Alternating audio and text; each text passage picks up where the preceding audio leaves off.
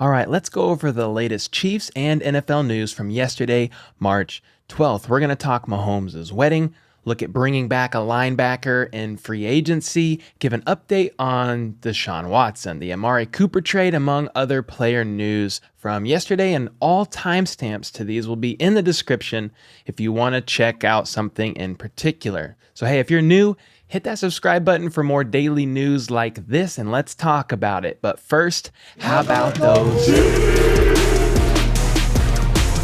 Okay, to start things off, the Jet himself, Mecole Hardman, turned 24 yesterday. He was born March 12th, 1998.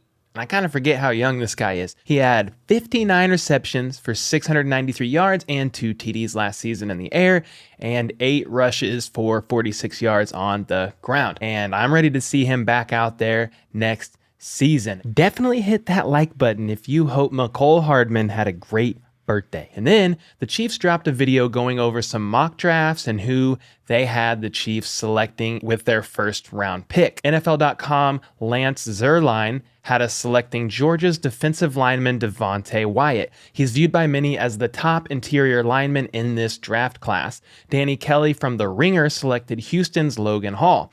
He plays on the D-line but is built like an edge rusher. He is 6'6", 260. Monster. Next up was Todd McShay from ESPN. He had the Chiefs selecting Michigan safety Daxton Hill. He's very quick and versatile. He ran a 4.38 40 recently at the Combine, and many have projected us looking into this guy, especially if Tyrann Mathieu does not return. Josh Edwards from CBS Sports projected us to take Arkansas wide receiver Treylon Burks. He's a big receiver, 6'3", 225 pounds, and was a dominant deep threat on the field. He's been compared to Deebo Samuel and A.J. Brown, some pretty awesome comparisons. And then our very own QB1, Patrick Mahomes, officially tied the knot with longtime girlfriend Brittany Matthews last night in Hawaii. Mahomes actually took to Twitter and Instagram to share some photos with the world. So yeah, congrats to Mr. and Mrs. Patrick Mahomes. I also found this photo on Twitter. Looks like a fan snagged a photo from the side, but the quality looks like it was taken with a Motorola Razr. So take the accuracy of this photo with a grain of salt or with a single megapixel. And then last night, Josh Fan with Arrowhead Addict dropped an interesting article making a case for a potential return for linebacker Damien Wilson in free agency. Wilson spent the 2019 and 2020 season with the Chiefs before going to the Jaguars last season on a 1-year, $2 million deal. He could provide some cheap veteran depth at the linebacker position, especially with Hitchens gone, who is a definite leader on the defensive side of the ball. Josh Fan goes on to say this about Wilson. After having his nice little year-long vacation in Jacksonville, it would make sense to bring Wilson back home in Kansas City to play more Sam linebacker while Gay can play the will and Bolton can take over full-time in the middle. There's probably still a lot of familiarity between Wilson and Steve Spagnuolo's defense too. Wilson has sufficient athleticism and is a sound tackler who can be trusted enough to help out in run support, and while his coverage seems to have dropped off a bit the past year in Jacksonville, whether that be due to loss of ability or just tougher competition, he's still only allowed a 69% completion rate and an 88.9 passer rating as opposed to Ben Neiman, who gave up an 80.6 completion rate and a 113.1 passer rating when targeted. Wow. All right, so what are your guys' thoughts on this? Do you like the idea of bringing Wilson back for another year or so? Let me know in the comments down below. I like the idea of a veteran presence who is already somewhat familiar with Spags' complex defensive scheme, especially if Frank Clark is gone, Hitchens is already gone, and Tyrann Mathieu is gone. And then the other day on Twitter, Tony Gonzalez shared a Flashback Friday post about his first ever touchdown with the Chiefs. He said, the date was October 5th, 1997, and we were playing the Miami Dolphins. I caught a 21-yard TD from Elvis Gerbach. It took until week 6 for me to get my first NFL touchdown. Got a nice hug from my teammate Andre Rison. It was the first of many. Ha. Hashtag Flashback Friday. Well, this is where things get pretty cool. Travis Kelce responds and says this: "The irony is crazy. October 5th is my birthday, and I also scored my first NFL TD against the Dolphins." Then he posts some hands up emojis to the GOAT. I didn't even know Flashback Friday was still a thing, but that is pretty cool. They both scored their first TD against the Dolphins, and interestingly, Gonzalez scored that first TD on Travis Kelce's birthday.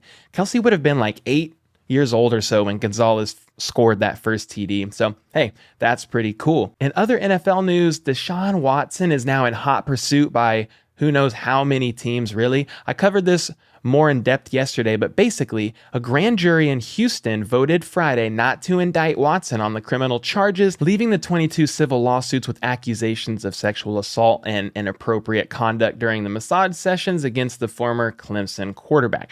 So the question is, where will he end up playing? Well, per David Newton of ESPN, several teams have shown interest, and the Panthers are attempting to make an aggressive offer for Watson as soon as the QB waives his no-trade clause for them to negotiate with the Texans.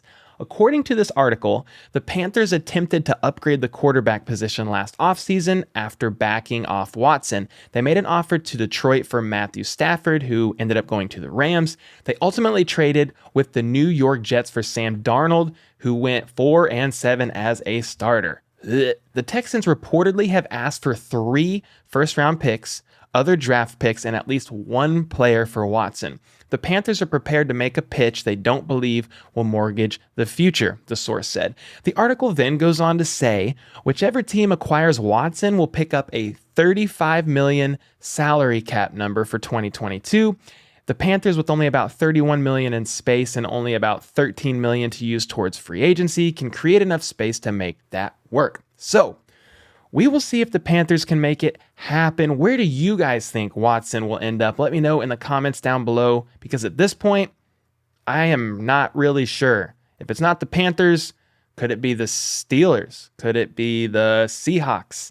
Time will tell. Okay, and some other updates regarding teams, players, and contracts are: the Saints restructured the contract of cornerback Marshawn Lattimore, which created $18.45 million in cap space. The Bucs restructured the base salary of Vita Vea, creating $7.64 million in cap space. The Steelers are in agreement on a 2-year deal with cornerback Arthur Maulet, and Dallas has given permission to starting right tackle La'el Collins to seek a trade. This will free up much needed cap space for Dallas.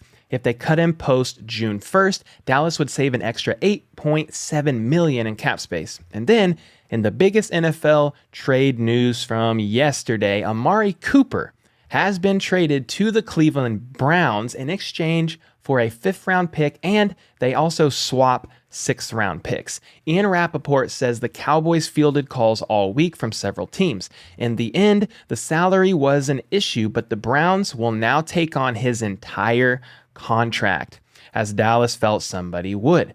This move will clear up $16 million in cap space for the Cowboys. Once that trade was announced, the Browns then gave veteran wide receiver Jarvis Landry permission to seek a trade. Ian Rappaport says the two sides have been discussing a reworked contract, but with Amari coming on board, this is the next step. So, what are your guys' thoughts on all of this? Who won the trade here with Cooper? Where will Jarvis Landry end up? Let me know your thoughts in the comments down below. I know the Cowboys wanted to be able to free up space, and they have CeeDee Lamb now as their potential number 1 receiver. It looks like the money they save on Cooper may get redirected in some form to wide receiver Michael Gallup, but I'm not 100% sure who won the trade here. I guess the Cowboys. I'm a little bit surprised that Cooper ended up on the Browns, to be honest, but hey, they needed a true number 1 receiver after the whole Odell Beckham Jr. situation that happened last season. So, looks like they believe this is their guy. It's going to be interesting to see for sure. That's going to be it for the main news from yesterday, March 12th. Make sure you like and sub for more daily news like this, and check out the video here from the previous day's news in case you missed it. And until next time, let's go. How about those